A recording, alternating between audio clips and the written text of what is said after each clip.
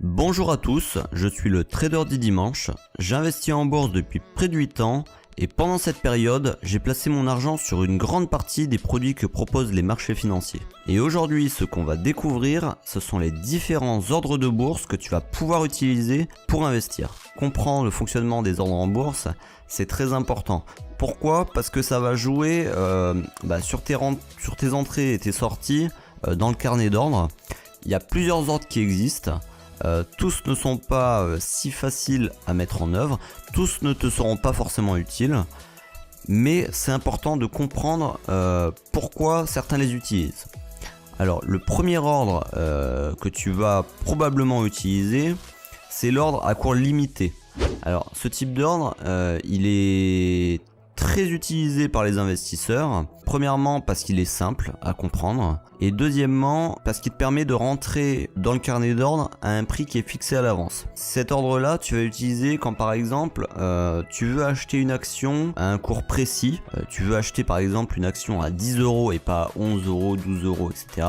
Tu veux vraiment l'acheter à 10 €. Tu te dis dans ta tête que l'action va potentiellement baisser à ce prix là et t'es pas prêt à payer plus. Donc tu vas mettre ton ordre à cours limité au prix de 10 € et si le cours chute jusqu'à ce prix, l'ordre sera mis en place. Après tu ne seras pas forcément servi à la hauteur du nombre d'actions que tu souhaites parce que ça dépendra aussi de la contrepartie au niveau des vendeurs, mais ça te permettra d'acheter seulement au cours que tu as souhaité.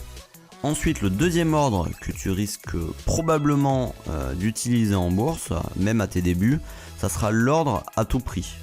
Alors, ça a plusieurs appellations, ça peut être l'ordre à la meilleure limite, ça peut s'appeler aussi l'ordre au marché, mais régulièrement sur les forums, tu verras marqué un ordre ATP, à tout prix. Alors l'ordre d'achat à tout prix, ça va te permettre d'acheter à n'importe quel prix dans le carnet d'ordre. Maintenant il faut faire un petit peu plus attention quand tu fais ce type d'ordre.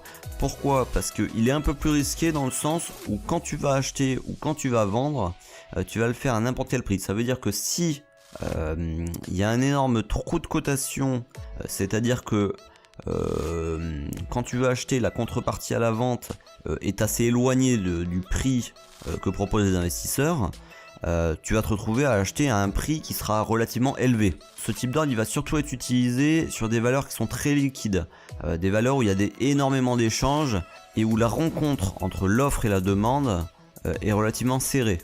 Ensuite on va passer à l'ordre à seuil ou à plage de déclenchement. Donc là c'est encore un autre type d'ordre un petit peu différent, c'est à dire que là par exemple tu vas vouloir acheter une action qui est par exemple actuellement à 95 €, mais t'es pas sûr que la tendance haussière soit vraiment marquée. Donc ce que tu vas faire, c'est que tu vas mettre en place un type d'ordre à plage de déclenchement, c'est à dire que tu vas autoriser ton courtier à mettre en œuvre ton ordre à l'achat à partir d'un certain prix. En l'occurrence, on va dire que tu es prêt à acheter à partir du moment où le cours atteint les 105 € et ton ordre sera valable jusqu'à un prix de 110 €.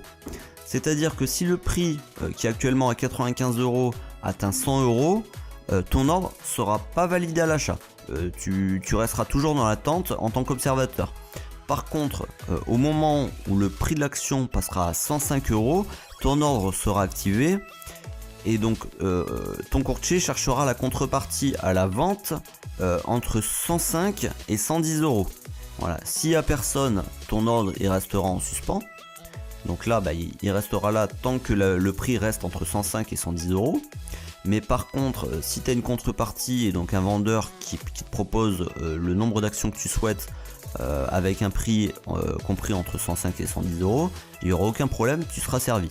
Donc ce type d'ordre il va surtout être utilisé pour les personnes qui font de l'analyse graphique, qui cherchent justement des tendances haussières ou des tendances à la baisse à court ou moyen terme, voire à long terme, hein, c'est possible aussi. Enfin le dernier ordre dont je voulais vous parler, c'est le stop suiveur. Alors c'est un type d'ordre que je connaissais pas au début, d'ailleurs je pense qu'il n'existait pas à cette époque, il y a 8 ans.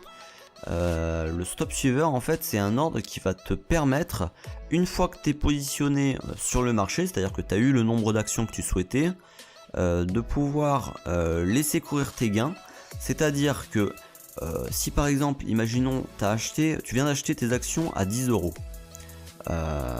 tu veux laisser courir tes gains parce que tu penses que la tendance est haussière, donc tu penses que le cours va monter avec le temps, que ça soit à court terme, moyen terme ou long terme, et tu vas placer par exemple un stop suiveur à 5%. Donc ça veut dire que si tu as acheté à 100 euros, tu vas avoir un stop suiveur qui sera à 95 euros, 5% en moins.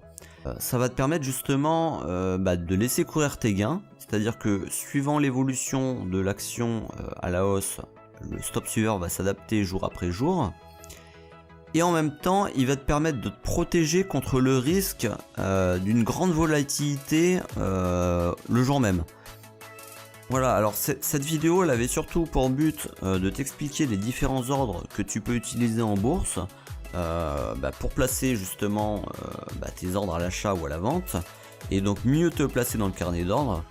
Je t'invite à vraiment essayer de bien comprendre les différents ordres qui sont possibles d'effectuer en bourse, parce que il y a souvent beaucoup de débutants qui commencent en bourse et qui comprennent pas les différentes notions que je viens d'expliquer et se retrouvent à faire par exemple à investir sur des marchés comme sur des compartiments comme Alternext ou le marché libre, où là on se retrouve parfois avec une cotation au fixing, c'est-à-dire une fois ou deux fois par jour, et avec des trous de cotation qui sont énormes. Ils vont mettre un ordre à tout prix et vont se retrouver avec une action qui cotait par exemple 2 euros à se retrouver à acheter l'action à 10 euros, ce qui est totalement aberrant.